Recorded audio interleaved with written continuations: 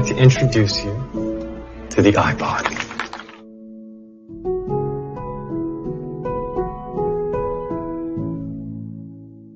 Film ini berjudul Jobs. Yap, ini adalah film kisah nyata dari seorang tokoh revolusioner bernama Steve Jobs.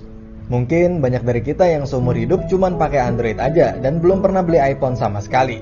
Tapi sesuka-sukanya kita sama Android, pasti kalau ditanya bagusan mana Android sama iOS, pasti kita semua bakalan jawab iOS ya teman-teman.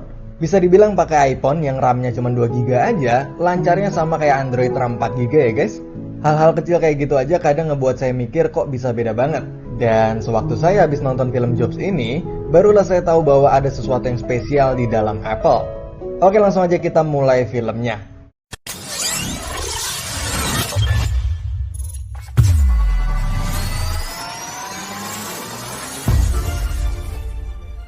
Di awal film diceritakan bahwa Steve Jobs adalah anak kuliahan yang mendapat beasiswa karena kepintarannya.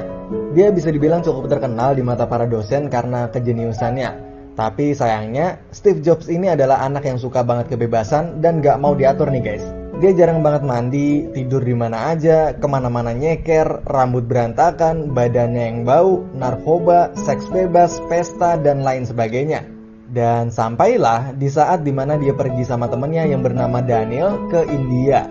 Nah di India itu dia tujuannya cuma mau nyari jati diri aja nih guys. Karena dia ngerasa hidupnya gak punya tujuan.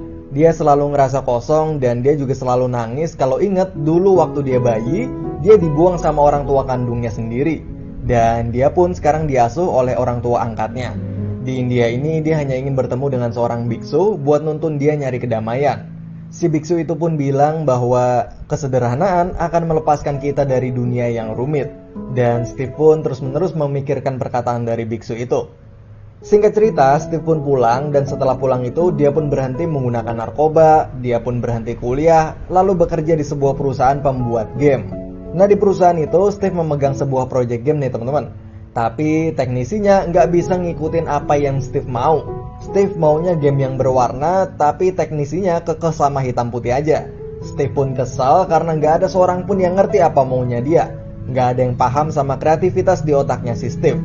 Dan kepala kantor pun datang, lalu bilang ke Steve bahwa semua orang yang pernah kerja sama Steve pada ngeluh semua nih guys, karena permintaan si Steve ini yang selalu aneh-aneh.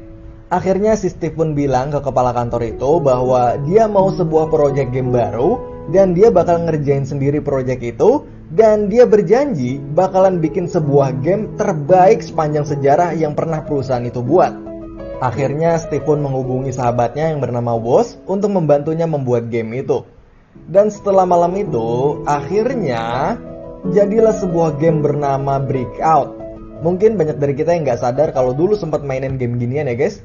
Nah berkat game itu, Steve Jobs pun mendapatkan bonus $5.000. Lalu esok harinya, Steve Jobs lagi main nih ke tempatnya si Woz. Dan di sana, Woz kelihatan lagi ngerakit-rakit perangkat elektronik baru. Tapi Steve ngeliat ada sesuatu yang menarik nih guys di atas mejanya si Woz ini. Bos pun ngejelasin bahwa benda itu adalah ciptaan barunya Woz yang lagi iseng-iseng dia buat. Dan jadilah sebuah komputer desktop rumahan. Di saat dulu komputer cuma bisa dipakai di jaringan perkantoran aja, ini si Woz bisa ngebuat komputer yang bisa dipakai di rumah cuman dengan cara ngehubungin kabel ke monitor TV di rumah. Steve pun lalu kagum dengan komputer ciptaan dari si Woz itu dan kemudian ngajak si Woz untuk mencoba mencari investor atau pemodal untuk membuat proyek komputer desktop rumahannya itu. Awalnya si Woz ini nggak mau ikut nih guys, karena dia awalnya cuma iseng doang dan nggak ada niat buat diseriusin. Tapi Steve terus ngeyakinin dia dan akhirnya si Woz pun mau ikut. Nah di perjalanan mencari investor itu mereka berdua saling berdiskusi untuk menentukan nama yang cocok untuk komputer itu. Dari mulai nama Enterprise Computers. No. Then Phaser Beam Computers. No. Dan beberapa nama lainnya. Akhirnya Steve pun kepikiran sebuah nama yang simpel dan melambangkan kreativitas, yaitu Apple. Yap, kata Apple itu melambangkan buah dari kreativitas. Namun sesampainya di komunitas para investor itu, hasilnya ternyata nihil nih guys. Gak ada satu investor pun yang tertarik dengan komputernya si Steve dan Woz itu. Tapi saat mau pulang, ada seorang pemilik toko komputer yang tertarik dan kemudian menawarkan ke Steve sebuah kerjasama. Yang saya suka dari Steve Jobs ini, dia memang bukan teknisi sehebat Woz yang bisa bikin ini itu, tapi yang saya suka adalah kemampuan dia dalam negosiasi dan rekrutmennya nih guys. Dia kalau ngajak orang atau nawarin sesuatu ke orang tuh pasti bener-bener sampai orang itu nggak bisa nolak, saking bagusnya kata-kata dari si Steve Jobs ini. Contohnya kayak waktu ngeyakinin si Woz, terus waktu negosiasi sama pemilik toko komputer itu, dari yang harganya $250 per komputer, lalu si Steve ini sampai bisa deal di harga $500 per komputer. Dan yang tadinya toko komputer itu ngejual satu set komputer utuh, lalu gara-gara omongannya si Steve ini, toko itu sekarang jadi ngejual dengan cara terpisah biar untungnya lebih gede. Jadi ngejual keyboardnya sendiri, monitornya sendiri, mesinnya sendiri, dan lain-lain gitu. Jadi yang tadinya pemilik toko itu nggak kepikiran sebelumnya teknik itu, akhirnya berkat negosiasi sama si Steve dia jadi tergiur. Nah kemudian Steve dan Woz pun akhirnya mulai memproduksi Apple komputer pertamanya yang diberi nama Apple Computer One atau Apple Generasi One. Nah Apple komputer generasi pertama itu mereka buat di sebuah garasi rumahnya. Lalu untuk membantu pekerjaan mereka, Steve pun merekrut 3 orang yang bernama Bill, Chris, dan sahabatnya sendiri yang sebelumnya mengajak dia ke India, yaitu si Daniel. Dan setelah Apple komputer pertama mereka jadi dan sukses terjual ke toko komputer itu sebanyak 100 unit, yang masing-masing unitnya seharga $500, maka mereka pun memulai proyek baru yaitu untuk membuat Apple komputer generasi 2 atau Apple Computer 2. Dan di proyek baru itu, Steve merekrut seorang teknisi baru bernama Holt yang ditugaskan untuk mendesain tata letak komponen-komponen di komputernya itu. Di sini saya baru tahu nih guys, ternyata dulu kipas angin komputer itu semua posisinya ada di luar dan kipasnya itu suaranya berisik banget. Dan Apple Computer 2 itu bisa dibilang sebagai pelopor desain baru komputer dengan kipas pendingin di dalam casing komputernya. Dan kipas itu nyaris tanpa suara. Jadi yang dulunya suara mesin komputer pada berisik semua, maka Apple berhasil menciptakan komputer yang nyaris tanpa suara.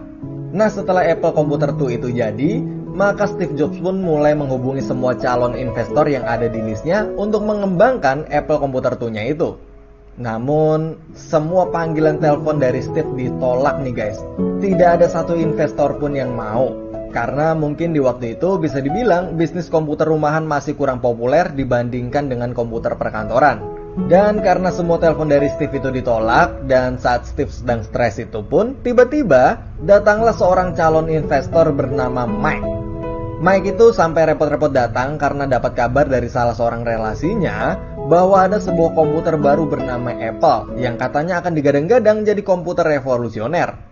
Tapi pas si Mike itu ngelihat lokasinya itu, dia pun kaget karena pas ngelihat ternyata bukan gedung atau kantor, tapi cuman sebuah garasi rumah biasa. Awalnya si Mike itu pesimis, tapi karena si Steve ini jago banget cara ngomongnya, dan akhirnya si Mike pun tergiur dan setuju untuk invest sebesar $300.000 untuk Apple Computer 2 itu nih guys. Singkat cerita, Apple Computer 2 itu benar-benar sukses dan meledak di pasaran. Dan boom! Apple kini sudah berubah menjadi sebuah perusahaan besar dengan gedung, kantor, dan sistem yang sangat profesional. Nah, semenjak di sini Apple berubah menjadi perusahaan terbuka nih guys. Yang artinya Apple ini menjadi perusahaan milik bersama atau terbuka, yang artinya bergantung pada kepemilikan saham. Nah, walaupun si Steve Jobs ini tetap CEO-nya dan pemegang saham terbesar, tapi di dalam perusahaan Apple itu juga terdapat yang namanya anggota dewan. Nah, anggota dewan itulah yang akan mewakili para pemegang saham dan akan selalu mengawasi setiap gerak-gerik Steve. Dan ketua dari anggota dewan itu bernama Arthur. Nah, di sini Steve dan Arthur ini akan sering banget nih guys terlibat percecokan. Oke, singkat cerita, saat sukses itu pun Steve pun berubah nih guys. Dari sifat, sikap, dan lain sebagainya. Dia udah gak punya waktu lagi buat sekedar nyapa temennya sendiri, yaitu si Woz, Bill, Chris, Daniel, dan Holt yang di awal ngerintis Apple bareng-bareng sama dia. Steve bahkan gak memberikan hak saham Apple sepeser pun untuk Bill, Daniel, dan Chris, serta menganggap bahwa sekarang Apple udah punya banyak teknisi lain yang lebih hebat dari mereka semua. Steve pun juga kalau lagi marah, sekarang jadi gampang banget buat mecat karyawannya. Sampai puncaknya, saat pacarnya Steve mengaku hamil dan mengandung anaknya Steve, maka Steve pun gak percaya dan gak mau bertanggung jawab sama sekali, dan justru malah mengusir pacarnya itu. Dia gak mau ngakuin kalau itu adalah anaknya. Mungkin di sini Steve masih trauma karena dulu dia juga gak diakuin sebagai anak sama orang tua kandungnya. Tapi tanpa sadar, si Steve ini justru malah ngelakuin hal yang sama ke anak kandungnya sendiri. Pokoknya si Steve ini sekarang udah benar-benar berubah semenjak sukses ini nih guys.